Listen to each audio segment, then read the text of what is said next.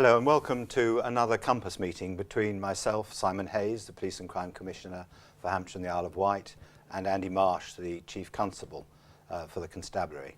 Today we're going to be talking about two issues primarily and briefly, which is the Drink Drive campaign ran over Christmas last year, and also the domestic abuse, domestic violence campaign run over at the same time.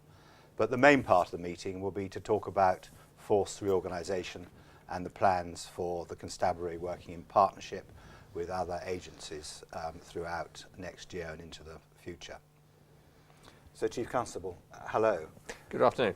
Could we start with the domestic abuse campaign that was ran over the New Year period last year?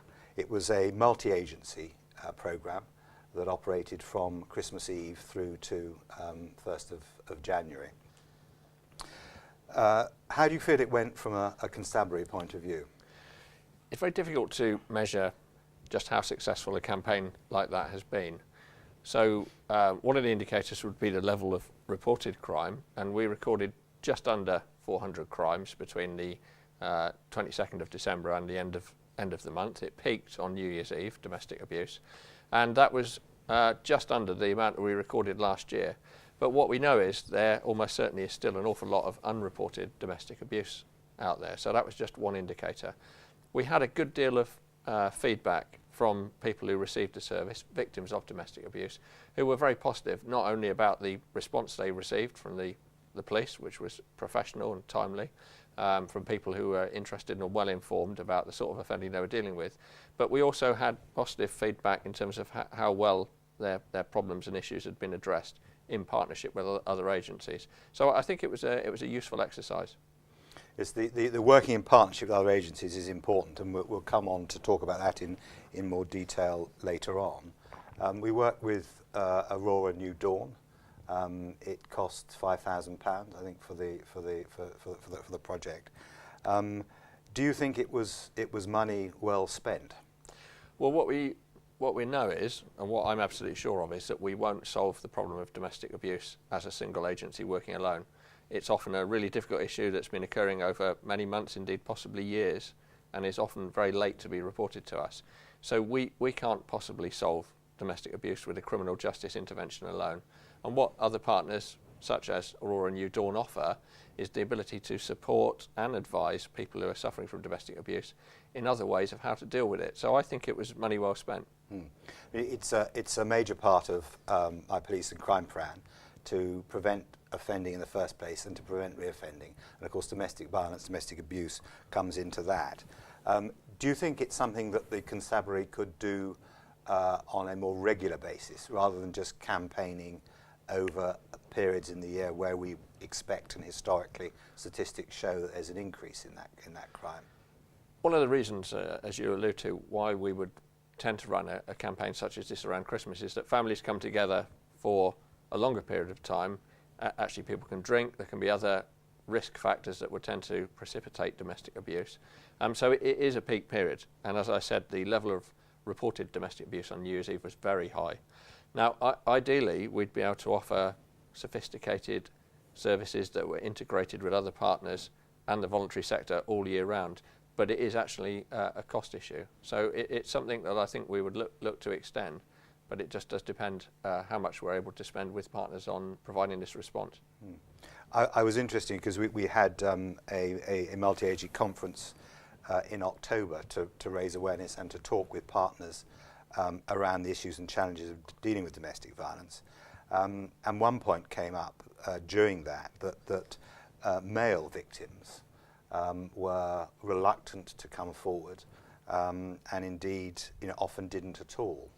In the statistics I think we've had from the campaign we're talking about, there was a slight rise in the number of male victims. So males who came forward to report. So I think perhaps we need to look at that in the coming months.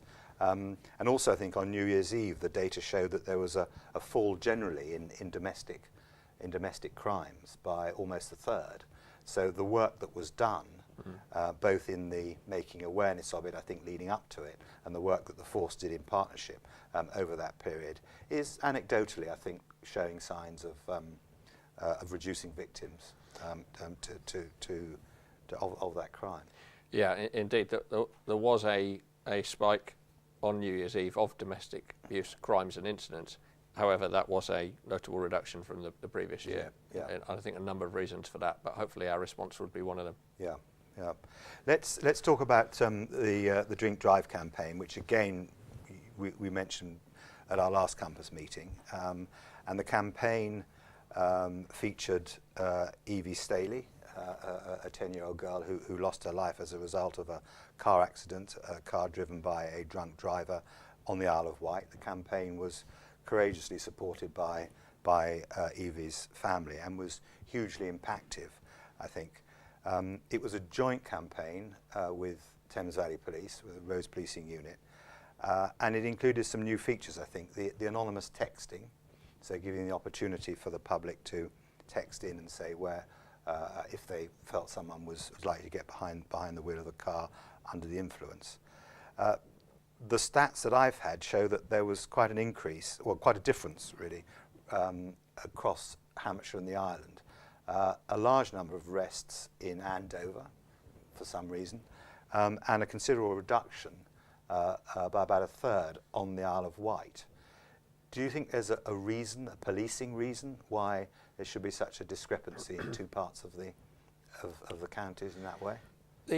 I would want to pay tribute to Neil and Penny Staley, Evie's parents, who actually were very courageous in putting together a number of YouTube clips, which are still on YouTube, and received over 20,000 hits. And the volume of hits that attracted is greater than many very expensive, sophisticated, professionally delivered campaigns.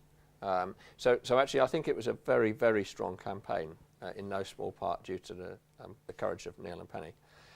I think it absolutely captured the imagination of people on the Isle of Wight because it is so close to home.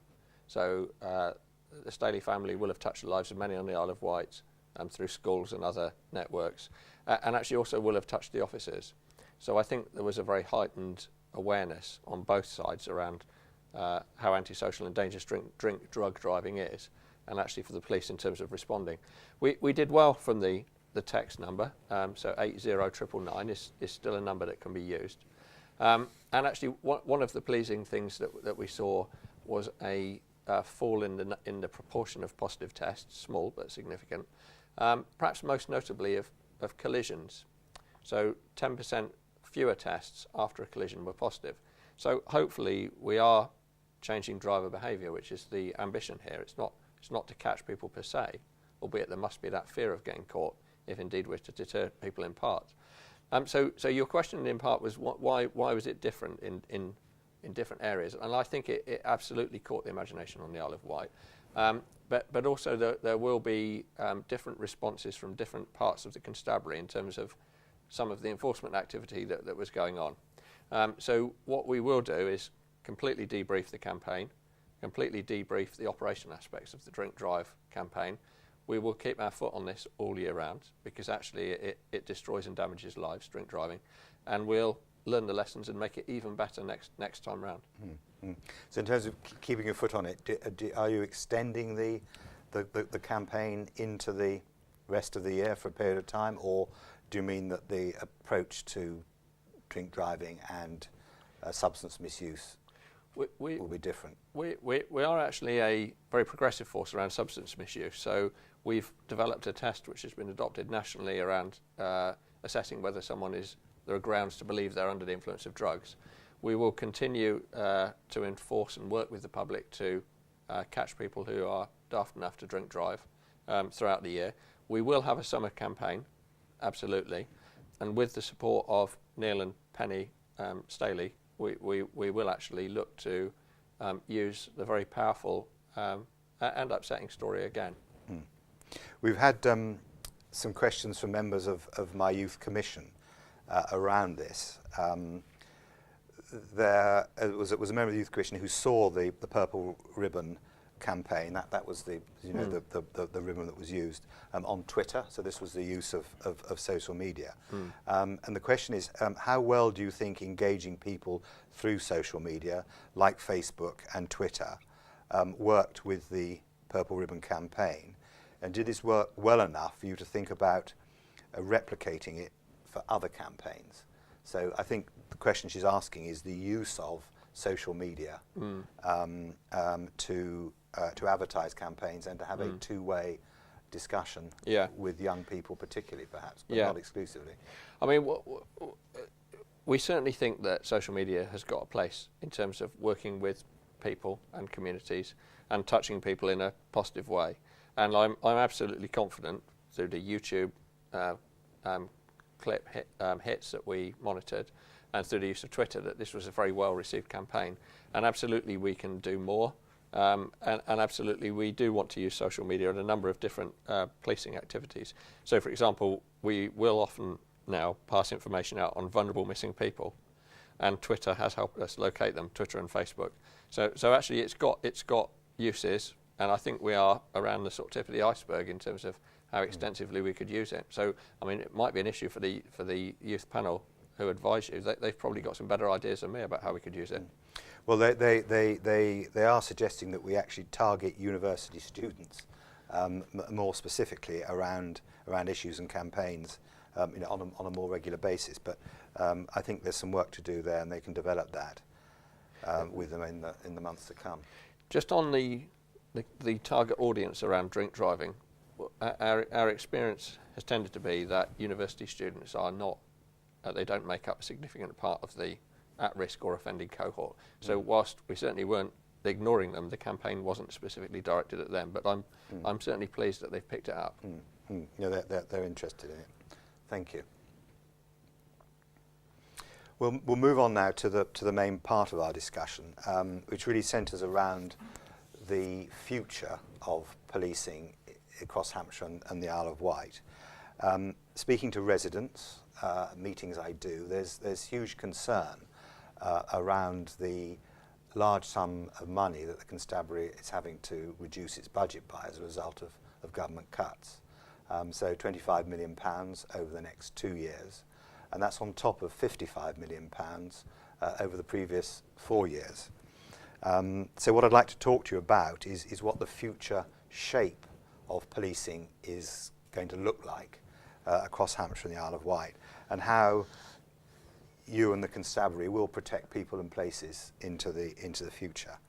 I'm keen that the force is positioned to give a quality policing service that is seen to be value for money, that remains in the bottom quartile of cost to the public, but also maintains its place at the top quartile in terms of delivery, and that seek assurance that you can deliver what really matters to communities.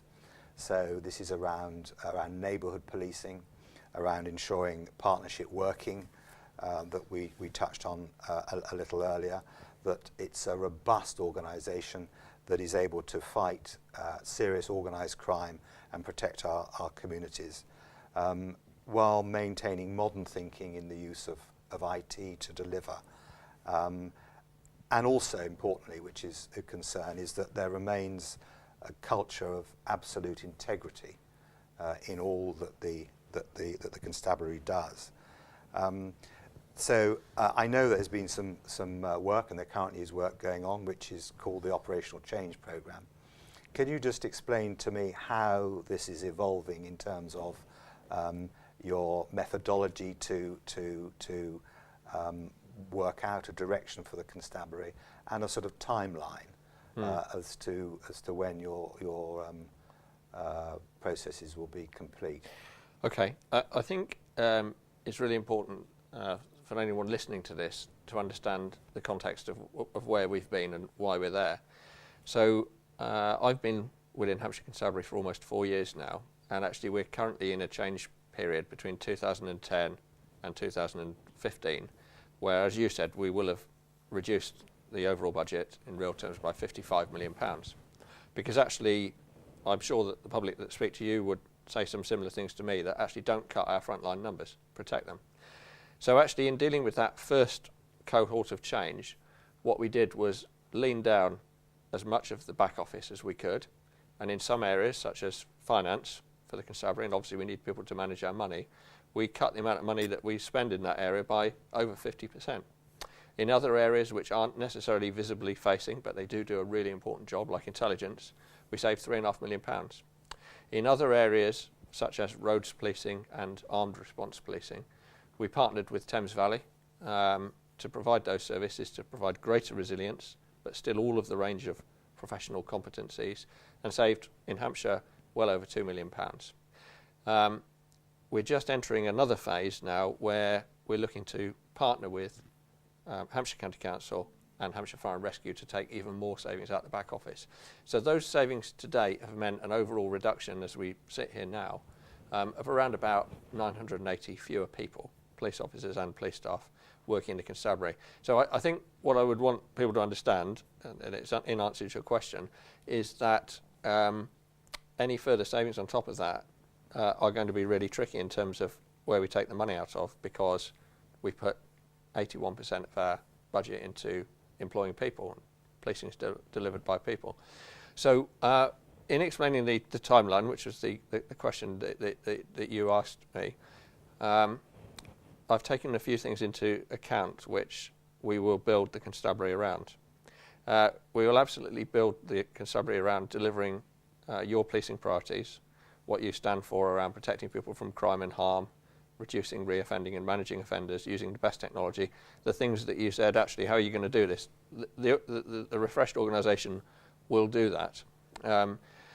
The timeline that we're working to is that we've held a huge number of workshops. We've consulted personally over 500 staff, and we're coming up with some detailed plans which will give you a series of options, and I'll be meeting with my senior team to discuss what those options look like finally. Clearly the thinking is quite well progressed, what they look like next Monday.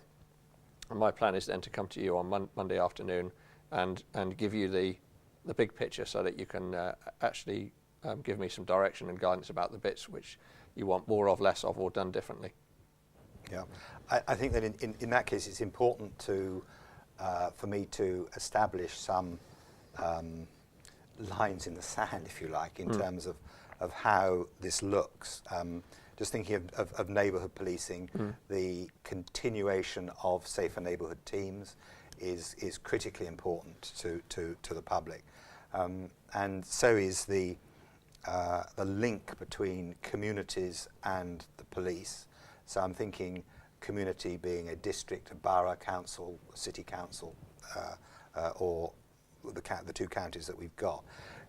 Can you assure me that there will still be a senior officer in command in each of those district areas, if I can call them that? So the critical link between the police and the public will be there, and not somebody at the centre overseeing neighbourhood policing. Yeah, you've been really clear with me around what you think works based on what the public have told you, and actually what we will build into our refreshed model is a senior accountable figure in every district of the force. Now, for the cities, that's more likely to be a superintendent. For the other areas, it's more likely to be a chief inspector. And actually those people will be the locally accountable figure for delivering all policing services. So I will expect them to know and get to know and serve their communities, to have feet in those communities. And actually it's more than just visible presence and accountability. We certainly realise, taking policing forward, that if we're to be successful at what we want to be the best in the world at, we need to make space for the police officers and police staff to do that, to undertake those tasks. So we need to work in partnership to manage demand. Demand presents itself in lots of complicated ways, but actually we think that we can better serve the public to solve problems, and through solving problems, reducing demand, working in partnership. So the proposals that I'll bring you will underline local partnerships through this local leadership that you've told me is so important. So can I push you a bit more on that? Because what is also of concern is that senior officers, chief inspectors, superintendent level, chief superintendent, will come and go quite frequently from a district or local authority command.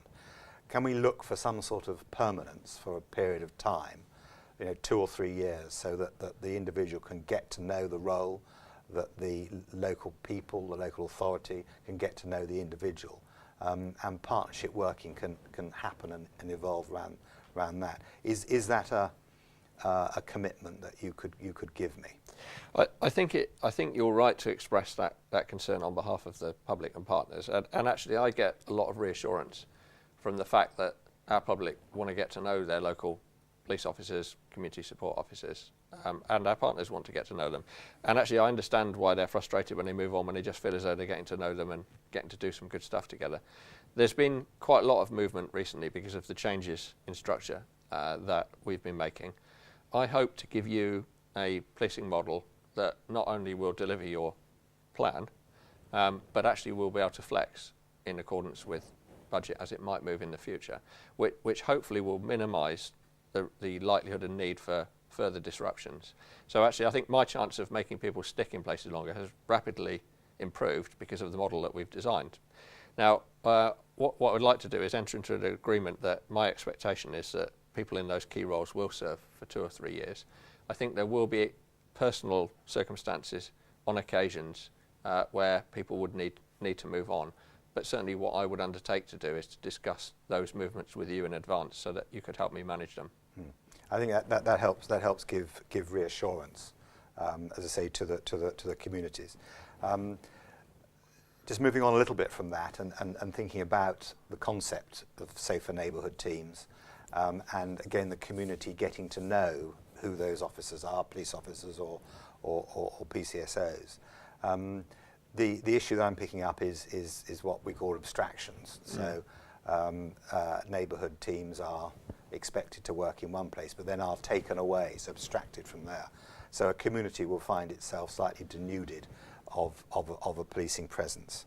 I'd be keen that this new model actually addresses that and has a commitment within it that the high level of abstractions, which I think is close on 45-50% sometimes, is something of the past, and so that there is continuity, reassurance to the community that their safer neighbourhood teams officers will be there for that community. Obviously there'll be times when exceptionally officers are needed in another part of the one or other of the counties, and that's your operational control. But the concept, the general understanding that the high level of abstractions that currently happens will be addressed favourably will be something that I would seek in the final document. What my team have strived to create in building some proposals for you to consider is to build a model that is sustainable, that actually works for the public and delivers on their expectations in your plan, but is also sustainable from the people who work for me and work with me's point of view. And I've gone on record before to say that I think they're stretched to the limit on occasions, and I think they've managed to help make a system work because of their sheer dedication to the vocation that is policing. And actually, I wouldn't want the public to think they're abstracted to do anything other than police work. So they've been abstracted to support a model which is creaking and groaning under the demands of the savings that we've made with the expectations we've set it. I think what the change programme gives us the opportunity to do is rebalance this in a way that is sustainable for the public, and for the people that work for me. Now, you're dead right. Abstractions in some areas have knocked on about 40%, and actually that's disappointing for the public who feel they're being shortchanged from the officers who are working in their communities. The new proposals around safer neighbourhood policing, which I think have genuinely revolutionised policing in the last 10 years, really made a difference with the role of police community support officers, actually will massively reduce the abstractions. Now, as you say, we can never put a ring fence completely around police officers, because if there's an emergency, they clearly will need to deal with it. But what we won't be doing is routinely abstracting the police officers to backfill response teams. And what we won't be doing, if at all, is moving police community support officers out of the areas that they police. We really can put a ring fence around them. I think that's one of the values of that role. So I think the public will notice a better, stronger, safer neighbourhood presence in their areas as a result of this change. And certainly when I'm talking to other police chiefs around the country about what they're doing, I think we will be left with a very capable safer neighbourhood team presence by comparison to some other areas. Yeah, I think talking to police and crime commissioners nationally as well, not all of them have this commitment to safer neighbourhood teams as clearly you and I do. I'm also committed, and I do you have any difficulty with this, to maintaining the numbers of PCSOs that we have at 334? It is a budgetary commitment, but I think they are well received within the community and also assist police constables in their office. Any difficulty with that commitment? Certainly, people are concerned about numbers. What I would say is that this new organisation model will give them better local policing services. And actually, there will be a number of choices, but it is absolutely possible to protect the number of PCSOs if you look at our plans next week and say that's what I want to do. I agree with you. I think they've been a significant part of the revolution around better, safer neighbourhood team policing. So that's certainly something that we can do. So part of my strategy and early on was to review the estates strategy for the constabulary, so where our buildings were and where we want them to be into the future, and also building some new facilities, and to have it as a strategy that is in effect cost neutral. So it's put in place and it doesn't cost the public any extra money. As you know, the strategy did cost £83 million. I'm now proposing a strategy that costs slightly less than £40 million. There will be some sales of buildings, but there'll also be moving into new premises, so that police officers are in the heart of the community or in a place within the community that the public can go and do business with the constabulary in the way that's not now necessarily possible. This change to move into sharing property, sharing buildings with perhaps local authorities or with the fire service, which we're beginning to do. Is this something that you are content with in terms of fitting into the operational model of policing, or is this going to disrupt the ability of your officers to actually deliver neighbourhood policing in a way that we want them to do? Well, obviously, I guess people watching this might wonder how some of the estate stuff works, but to be clear on this, the head of estates works directly for you, which is a significant change. And actually, I've got to say that over the last 12 months, some quite exciting things have started to happen around where we work from. So I was at New Milton last week, and I went to a beat office, which some response officers and the local Safer Neighbourhood team share with the local authority. And what a fantastic premises in the heart of the community at much less cost and in a way that helps us work better with our partners. So I think that's excellent, and we're pursuing similar arrangements in Rushmore. We're working with the fire service in Stockbridge, and this is part of the strategy which will help us keep our Safer Neighbourhood teams in the heart of the communities they serve and do better partnerships. So I'm really excited about it, and I think it will save the public more money and get better use out of public assets. But every day, more exciting things are happening. So one of my screensaver shots that I noticed when I was in a meeting today working was saying that our uniform stores has moved out of what was an expensive old leased building into a shared property with Hampshire Fire and Rescue Service. So actually I'm really satisfied that the operational requirement that I'm giving your team to say, actually, if you want us to deliver these policing services, this is the sort of basis you've got to give us in these areas.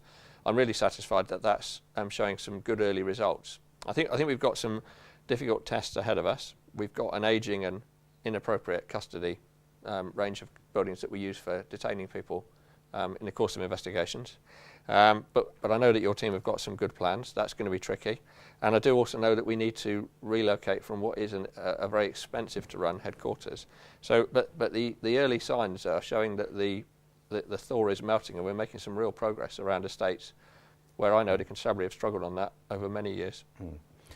It's been important to me to take that responsibility and worry, if that's the right adjective, away from you of the running of the estates, to free you and police officers up to actually do the policing bit. But it's important that we keep obviously in touch and an understanding, and that my office delivers the buildings that you need. You mentioned custody and the 2 new bills, Portsmouth we're talking about, and close to Basingstoke. And I gather that we're moving ever increasingly closer to identifying two sites for that, which is hugely exciting. I think I want to talk now a little bit around working in partnership to deliver the plan. So, who or what do we mean by partners? I suppose, strictly speaking, it's anybody that we want to do business with. But I think it is local authorities. It is safer community safety partnerships across Hampshire, which works well, and increasingly so with the revamped partnership on the Isle of Wight. I think there's some really good work being done over there by Laura Franklin, my assistant on the island. We talked about Aurora New Dawn as an example of partnership working, and currently, as we sit here, there are challenges in Hamble Village, in Hampshire from the flooding, and the neighbourhood teams there have been working very closely with Hampshire County Council, which is a relationship that I think we need to and can develop in many ways. But I want to ask about the integrated offender management scheme, and how you find that as a constabulary functioning in order to prevent reoffending and offending in the first place. You point to a lot of partnerships, and actually you're absolutely right. We can't solve some of the most wicked issues in society: drugs and alcohol misuse, domestic abuse, child abuse, vulnerability. We can't do those things without working with the public, who are probably our closest partners, who we absolutely rely on, and the other statutory and voluntary agencies. And actually there's a lot of great partnership out there, but we can always do better. And actually I think our proposed structure, which puts a senior officer, which will be a chief inspector or above, at the heart of every district, coterminous with local authorities, I think that is going to be a great help. I think will be welcome.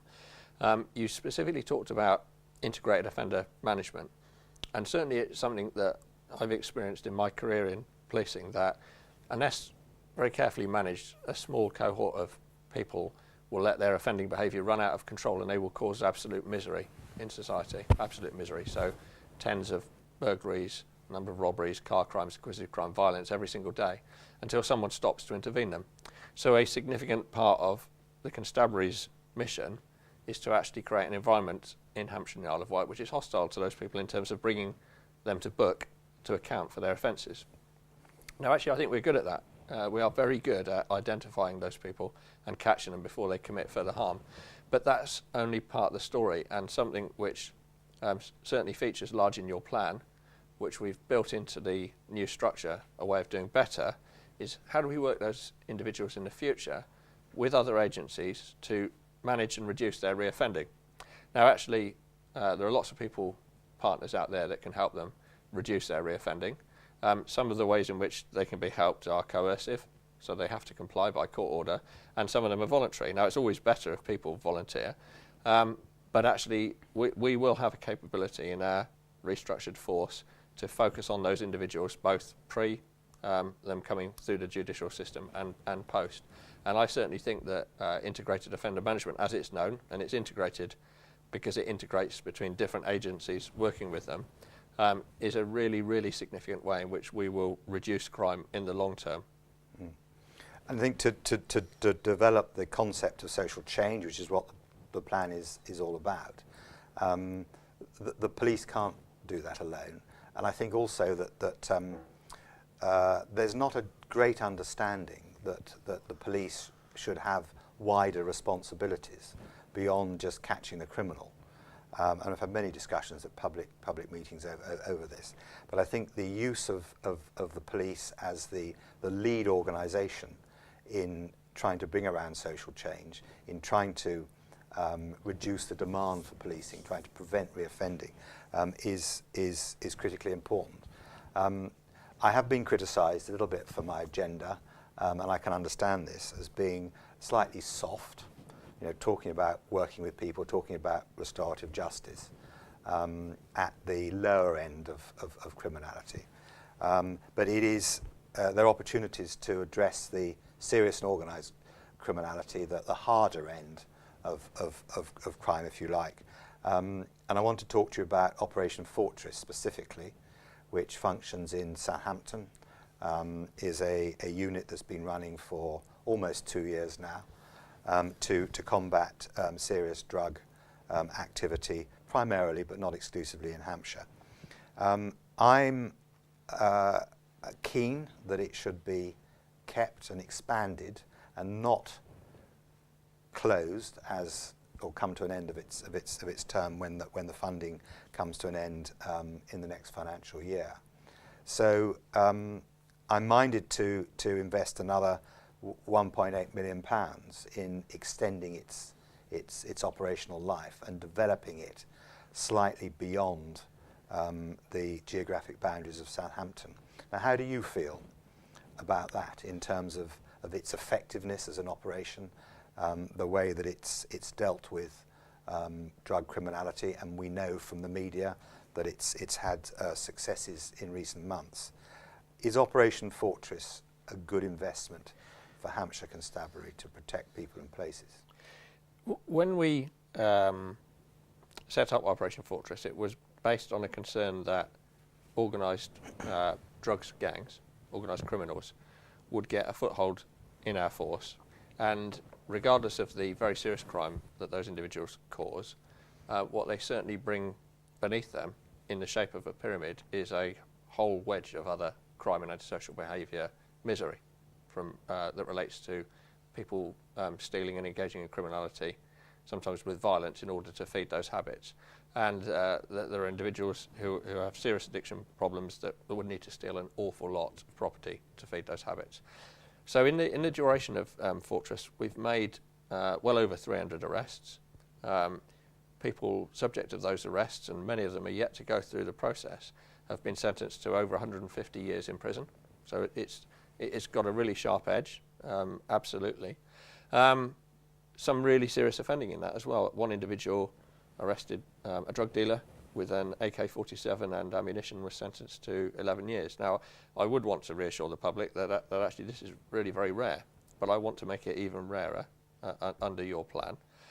And we have been very successful, I would say, through Fortress.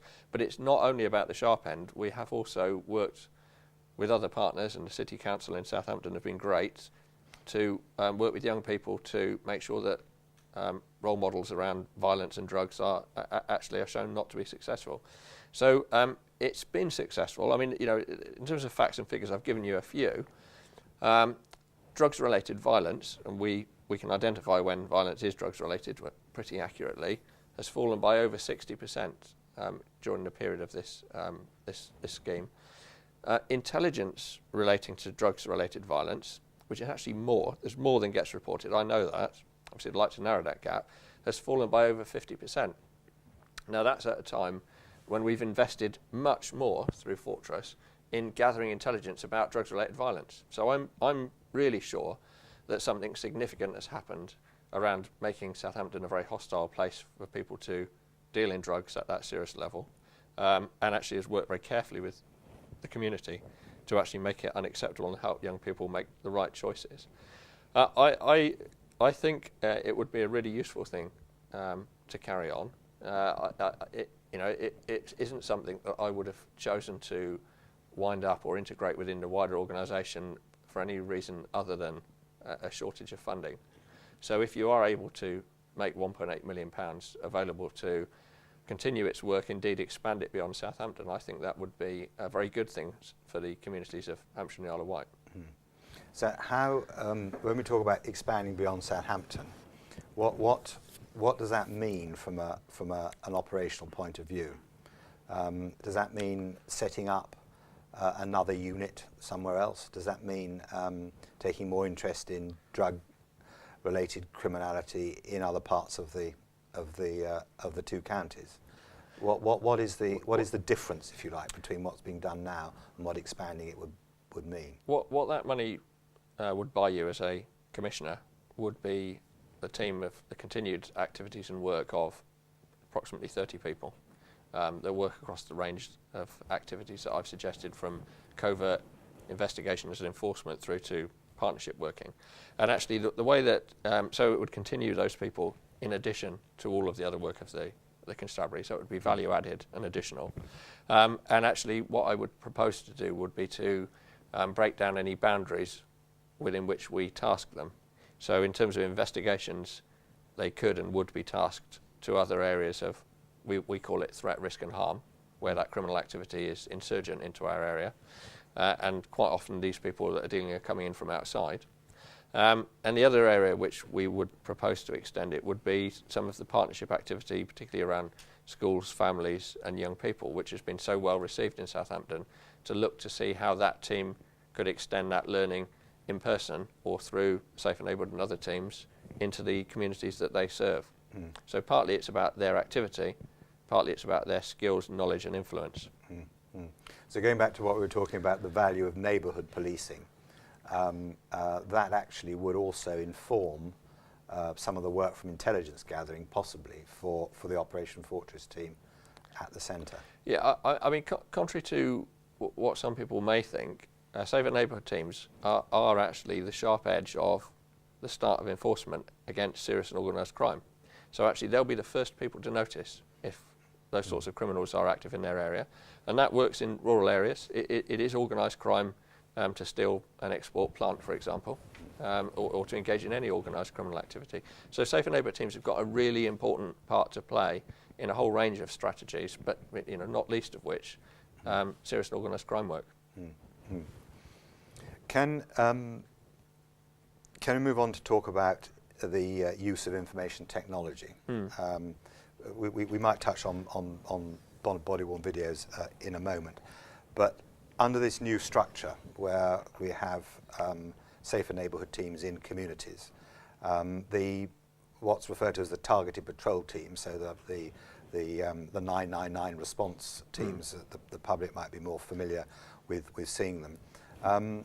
How do they fit into your new model from the point of view of command and control, being tasked to jobs in geographic areas? Yeah, the targeted response teams, the public probably know them as the people who would respond to the 999 calls. They're on duty 24/7 and they would respond to different grades of job. So a 999 call is an immediate response, we call that grade 1, and a grade 2 is a priority job which I need to get to very, very quickly. We need to fulfil that responsibility to be there when the public need us. So actually the new model of policing which we're creating has got a number of options about how we manage and lead those individuals. They need to be led by people who are there 24/7 at an appropriate rank. They need to feel part of a team. They need to be in teams that are resilient. They need to be properly equipped and supported. So within the change programme, we are looking at a number of options about how and where those individuals work and are brigaded. And there are some quite tight options and there are some quite loose options. And what I need to do is provide a solution that does what the public need, i.e. they're there in an emergency when you need them, but actually organises in a way that is acceptable to my staff. So it wouldn't be acceptable for them to be driving tens and tens of miles to a work and then drive back to where they came from to go and do their duty. So we've got some difficult choices to make, but I'm confident that we can achieve that balance. So the public won't see rows of police cars necessarily parked in a police station, as can currently be the case. They'll be more out on the open road, but out in the community, ready to respond quickly and efficiently to any jobs that come up. I mean, success in terms of targeted response teams looks like well-led, highly motivated individuals that are there when you need them to be there, and actually when they're not dealing with those high priority and urgent jobs, are actually deployed into what we call proactive patrol. They're looking for criminals, they're in areas which have been experiencing problems and working with their safe and neighbourhood teams to solve those problems. So actually in one respect, the public hopefully won't notice any difference about this. Now in terms of equipment, especially technology, it's my aim, and I'm confident that we're beginning to do this, to give those officers everything they need to go out and patrol and stay out and patrol, so that they don't have to come back to the police station to fulfil their reports. So, for example, and this is one area which we're making progress more than any other force in the country, since last April, officers in Hampshire and the Isle of Wight have taken over 30,000 electronic witness statements, where the witnesses have signed a computer pad and the statement's been done there on the spot. It hasn't been written by hand. It hasn't had to be typed and then taken back for a signature. So that's just one example of how we're giving officers equipment to do their job better in the community.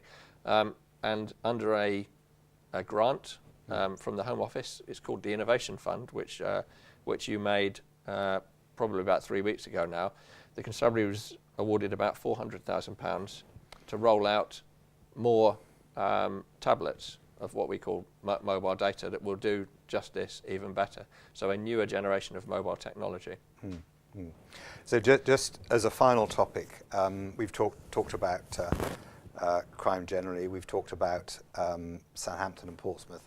Just want to ask you about rural crime and the new rural crime strategy, which has identified what areas of Hampshire and the Isle of Wight are rural. The strategy is beginning to come into place. I think it's critically important that this was reviewed, and the training around or for officers and PCSOs working in rural communities. Can you say a little bit about how you feel that will unfold, and again what success will look like in terms of reassurance to the public who live and work indeed in rural communities? Okay. Before I did that, I didn't know at any stage whether you wanted to pick up on the body-worn video question.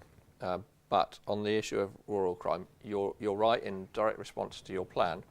We have identified which areas of the force, the constabulary, are rural beats. And we've heard loud and clear through you that the public want and expect an equitable and fair service from their local police force.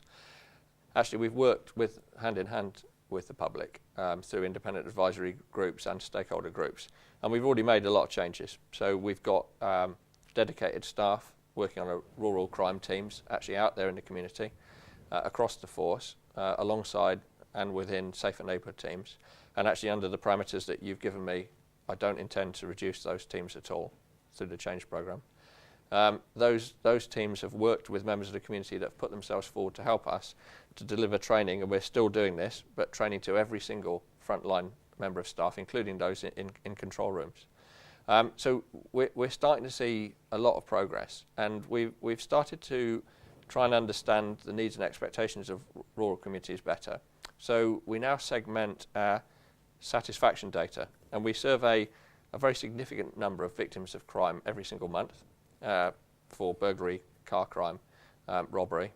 And actually the force is currently achieving the highest levels of satisfaction that we've ever experienced under that methodology. So 85% of people surveyed say they're completely satisfied, very satisfied, or satisfied with the service they've received from the police, which I think is really good. Now, the level of satisfaction in rural areas at the moment is just 1% below that. So we are almost on a parity in respect of satisfaction. But crime looks and feels different in rural areas. So I know that that's just one indicator. The job's not done, and we've got lots more to do. But we've certainly made a very good start to delivering your expectation of a rural crime strategy.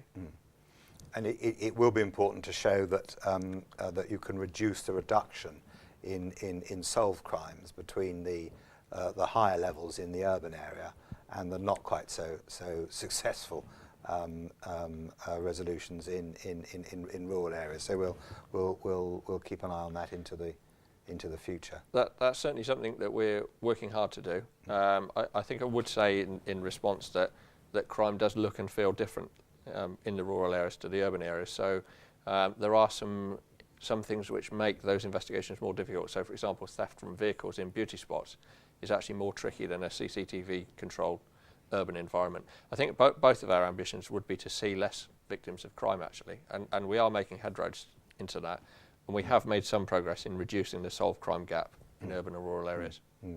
I was pleased to see the results of the court case recently of poachers who were not only fined but also had their dogs removed and rehoused, so that the courts in this instance are backing up the work of the police and the rural community to prevent crime and say, this is not acceptable. Yeah, indeed, and actually we wouldn't have been able to pursue those cases of people poaching with dogs without the money you were able to set aside to house the dogs whilst the court case came about. So I think what wouldn't necessarily have harmed the people perpetrating those crimes would be the fines, although they were significant, but absolutely the loss of their dogs, who actually now, yes, have been rehomed.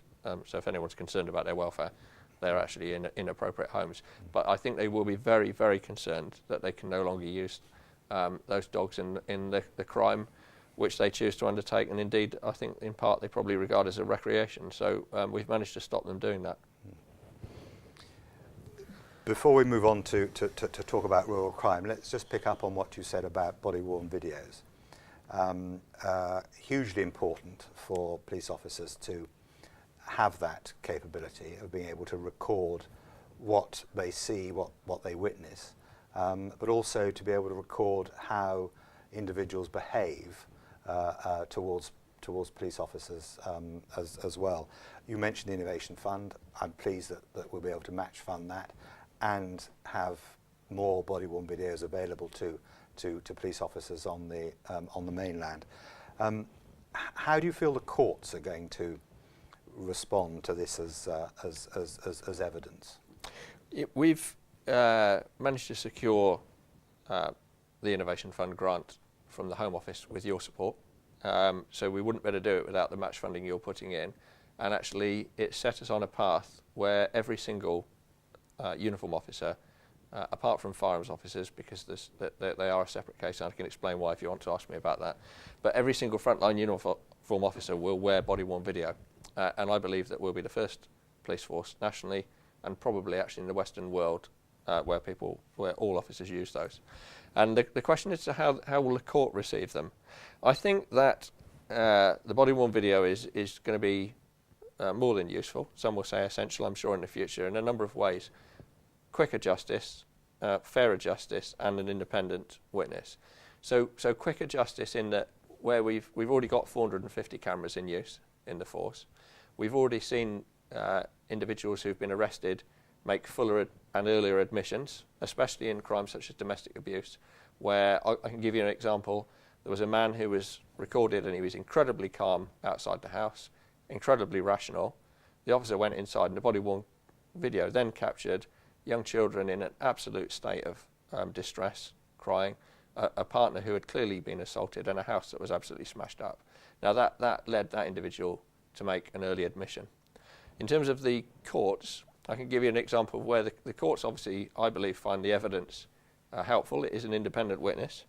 But we had a case in a hospital where an officer had to take an individual who was being violent, and that individual was abusing the officer. He was threatening to kill him, threatening to kill his wife, his children, and you could see on the body-worn video, this was all captured on body-worn video, you could see patients in the background becoming incredibly distressed by what was going on. They were ill. They should be getting treated, not being exposed to this sort of behaviour. Now that individual was charged with a public order offence, Section 5 public order offence, of offensive behaviour. When the court saw it and the Crown Prosecution Service presented it to the court, it was agreed that it should in fact be threatening behaviour as opposed to Section 4, a more serious offence. And the magistrates in sentencing the individual made specific reference to the video and said, because of what we've seen, because of the severity of it, because of the way that you've upset people in a place that should be safe, we're going to give you a harsher sentence. So incredibly well received. So quicker justice, fairer justice. But I think that we are only just seeing the start of what's going to be some very significant changes around policing and the criminal justice system. We've heard Damien Green talk about the system being fully digitalised by April 2016. I'm absolutely confident that we will be a foremost force in fully digitalising our criminal justice system. So we've got the witness statements electronically, We've got the files electronically. The officers have got that kit in the cars. You've signed an agreement to refresh the force with a new IT network, which will get that data around the force quickly. We've got the body-worn video cameras.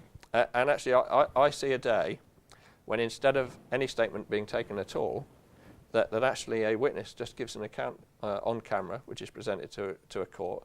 And I see a day where an offender, for the right level of offending, actually would give an account of themselves on the body-worn video on the spot, and the whole lot is presented to magistrates and judges and juries to make an assessment of who's telling the truth and what sentence should be. Now, for that to take place, there will need to be some legislative changes. At the moment, I'm working to the College of Policing to create some guidance for all forces in how to use body-worn video cameras. So I hope, picking up your lead from your police and crime plan on the use of technology, to put Hampshire absolutely at the forefront of this technology for the public, to put them first and to do a good job for them. Mm-hmm. I think what you described and what we've spoken of generally in this conversation is that we are together placing Hampshire Constabulary in a place where it can continue to deliver quality services in an innovative way to protect people and places across Hampshire and the Isle of Wight, and to address the issue that we spoke about earlier, which is the reduction in government grant. But we need to keep on top of it, and we'll continue to discuss the various items at future Compass meetings. But Chief Constable, thank you very much. Thank you. Thank you for listening. I hope you found that an interesting discussion. Future Compass meetings will be notified on my website and eventually put on YouTube. I'd like to thank my team for setting up this afternoon, and for the media students and staff at Winchester University who have helped us with the production today. Thank you very much.